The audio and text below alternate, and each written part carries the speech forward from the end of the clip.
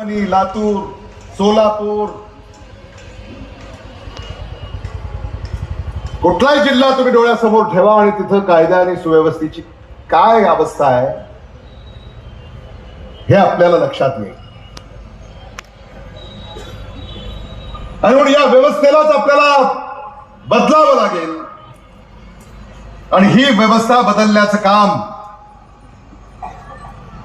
आपल्याला गंगाखेड नगरपालिकेच्या निवडणुकीपासून सुरुवात करावी लागेल. श्रीकांत भोसले आमचे स्नेही आज त्यांनी सकल मराठा